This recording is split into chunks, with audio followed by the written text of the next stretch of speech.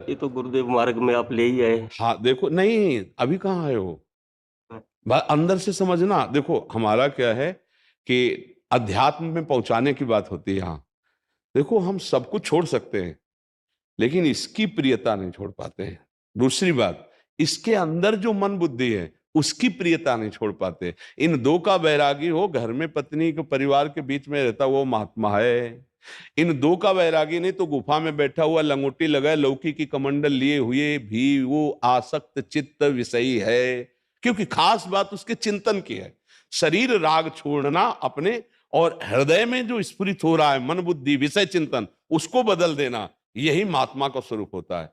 अनन्यस चिंतयन्तो माम ये जना पर्युपासते तेसाम नित्याभियुक्ता नाम योगक्षेमम। लीन का मतलब कहीं भागने की जरूरत नहीं भगवान, कहीं मत भागने की सोचना, बहुत गलत होता है भागने की सोचना।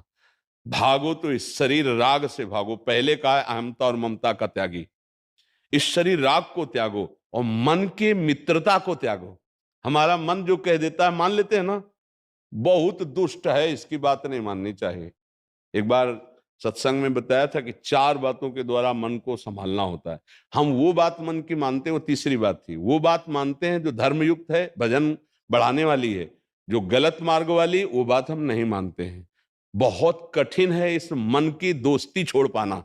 इतनी बढ़िया दोस्ती मन के, वो बुरे से बुरी सलाह दे दे तो लगता है ये मेरे में है। हम कभी नहीं सोचते ये मन में है, मैं दृष्टा हूं, लगता है मेरे में है। इसी को ठीक करना अध्यात्म कहते हैं। बाहर से कपड़े बदल लेना, स्थान परिवर्तन कर लेना, यह अध्यात्म का बाहरी स्वरूप है। अगर अंदर का परिवर्तन नहीं हुआ तो बात बनेगी नहीं। बात पक्की बात समझ लीजिए, वेशधारी हरि के उर सालें, भगवत ऋषि जी महाराज कह रहे हैं। अगर हम केवल रसेंद्री और जनेन्द्री के ही स्वाद में फंसे हुए हैं तो कोई भी हो वो विषयी पुरुष है, वो महात्मा नहीं है। बात पक्की समझो। शिष्णोदर का भरण पोषण करने की वृत्ति उदर पर, और शिष्ण कहते हैं जनेन्द्री। अगर 2 इंद्रियों की प्रधानता उसके जीवन में तो कुछ नहीं है, कोई भी हो। अच्छा खाना और काम भोग की वृत्ति रहना, यही पशुता, यही अज्ञान, यही अविद्या है। और इस पर जो विजय प्राप्त कर ले वो महात्मा है, चाहे गृहस्थ में हो चाहे विरक्त में।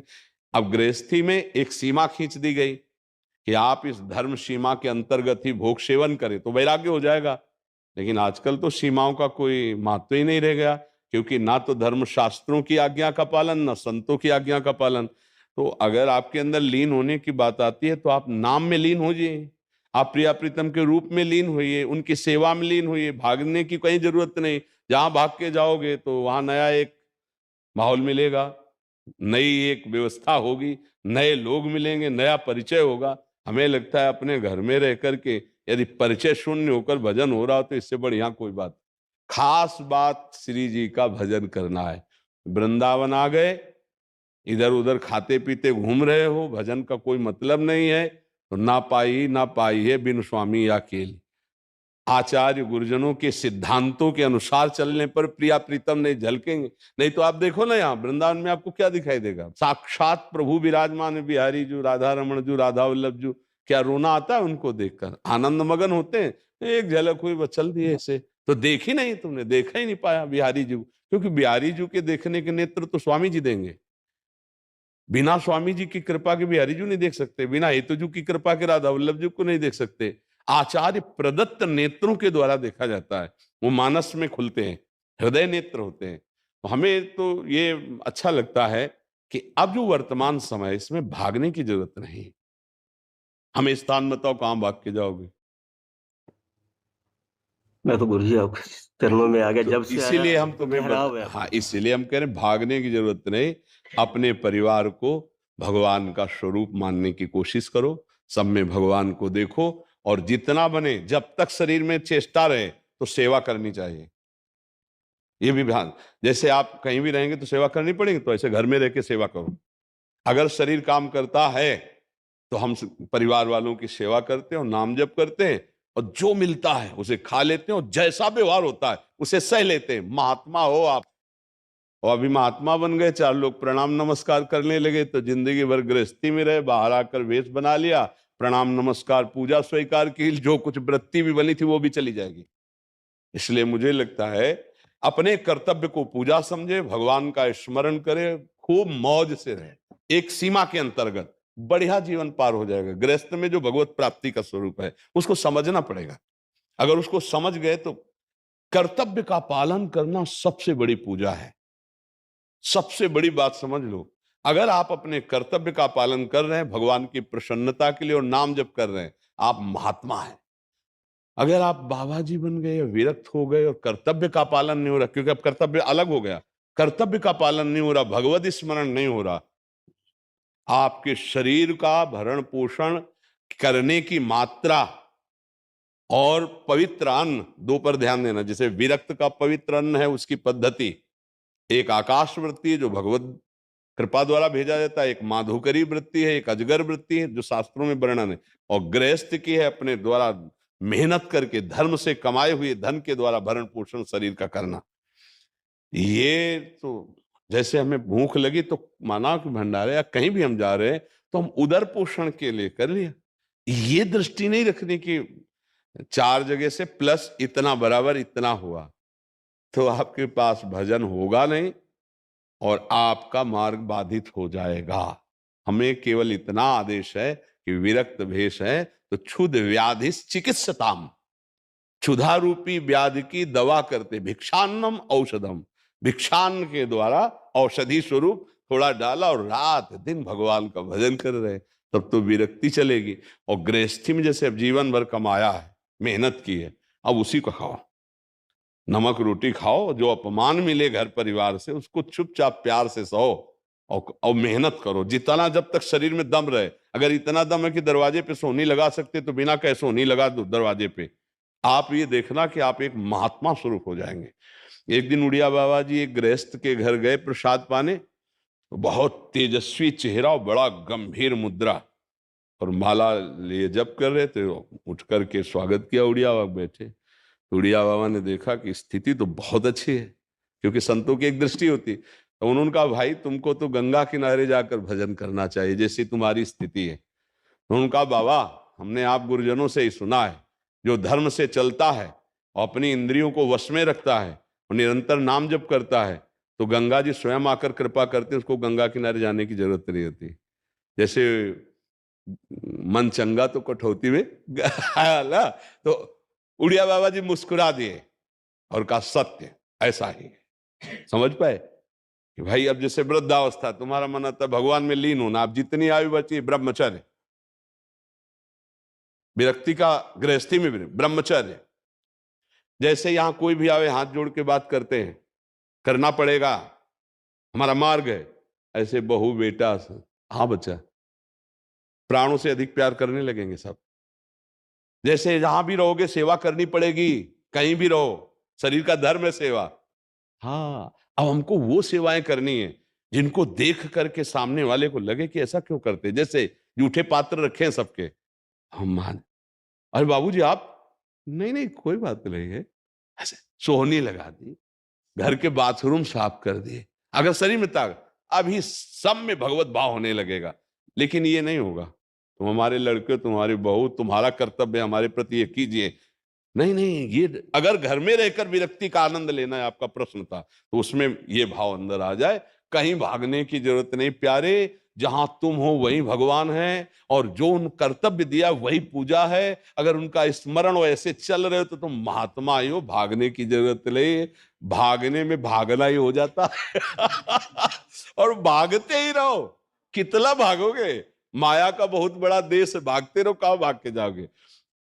घर से जब निकला जाता है, अगर आसक्ति नहीं है तो क्या घर क्या झोपड़ी क्या महल, अब महलों में रखो चाहे झोपड़ी में बांध दो, पर वो स्थिति वाणी से कह देना अलग बात है, वो स्थिति चाहिए। कहां भाग के जाओगे, किसी कमरे में रहोगे ना, कहां भाग के जाओगे, भोजन व्यवस्था के लिए चाहोगे ना, जहां भी भाग के चाहोगे, शरीर की आवश्यकताएं हैं भैया, बेकार की बात है।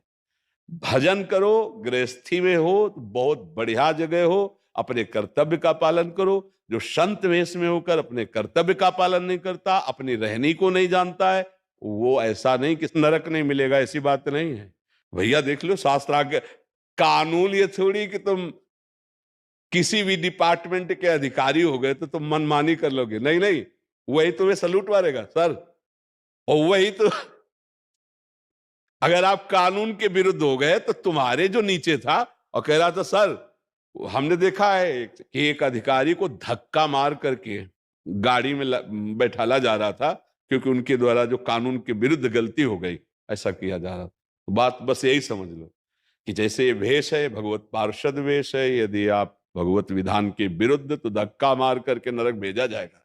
भगवान के न्याय में कहीं भी कमी नहीं। हाँ, अब भक्ति मार्ग में चले, चूक हो गई तो वो बचा लेंगे, चूक हो गई तो क्षमा कर देंगे। चूक का एक अलग विधान होता है और जानबूझकर गलती करने का अलग विधान होता है।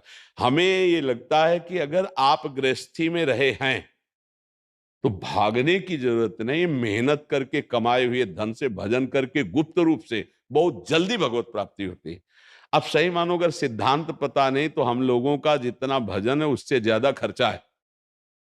हमें जो प्रणाम करता है उसको भजन जाता है, हमें जो पानी मिलता है उसका भजन जाता है, हम जो भोजन करते हैं उसका भजन जाता है, हम जो वस्त्र पहनते हैं उसका भजन जाता है। मतलब जाते ही जाता है।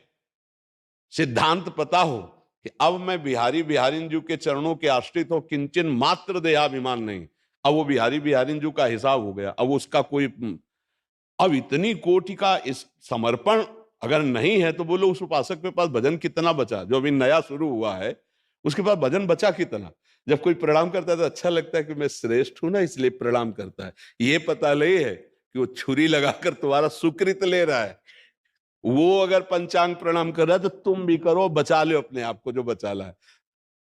देव से वो प्रणाम नमस्कार बोले तुम्हारे को प्राकृतिक वस्तु देकर तुम्हारे सच्चिदानंद भजन का हिसाब वो ले रहा है, कोई खिलवाड़ नहीं।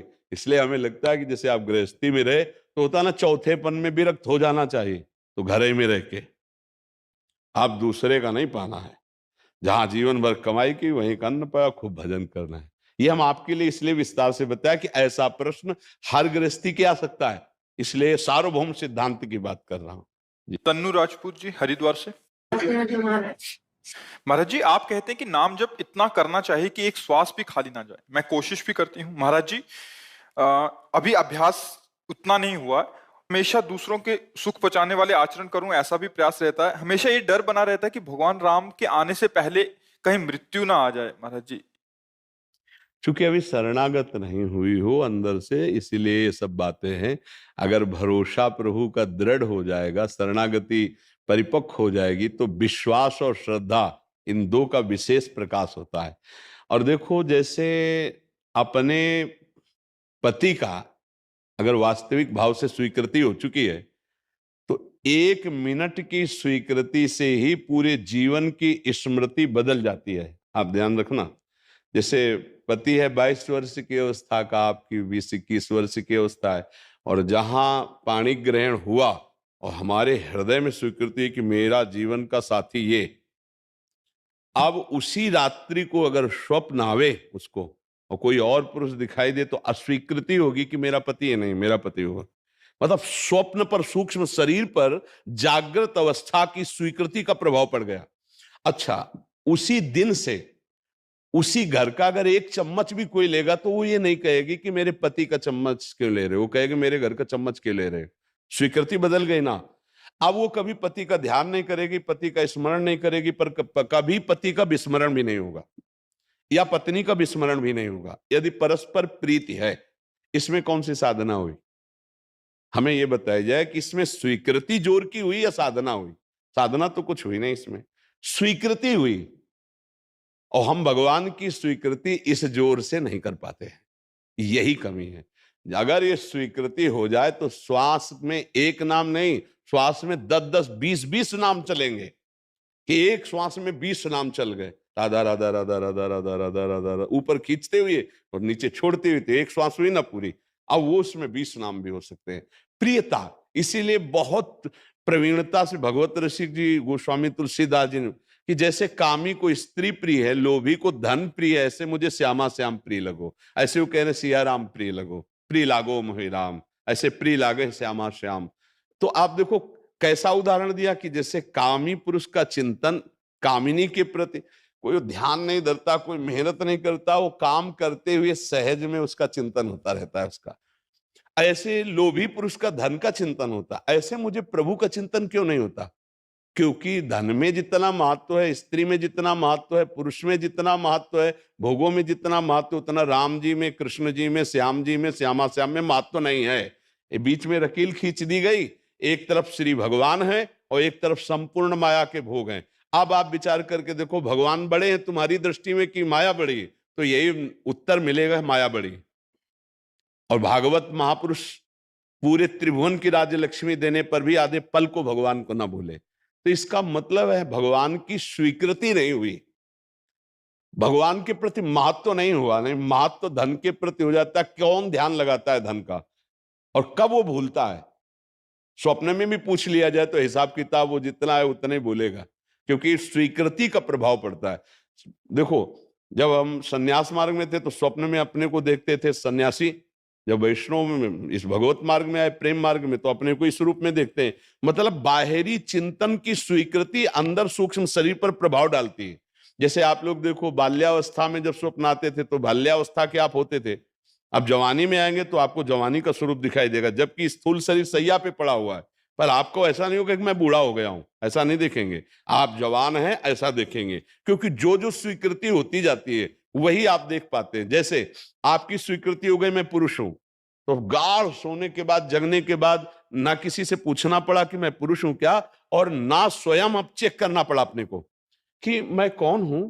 नहीं, जगते ही तत्काल हमारी स्मृति चालू, मैं पुरुष हूं, अपने आप उसका बोध है, और मैं ये दिनचर्या, ये मेरा घर है। मेरा गाढ़ नींद के बाद तुरंत आपकी स्मृति वही जागृत हुई जो आपने स्वीकृति की है।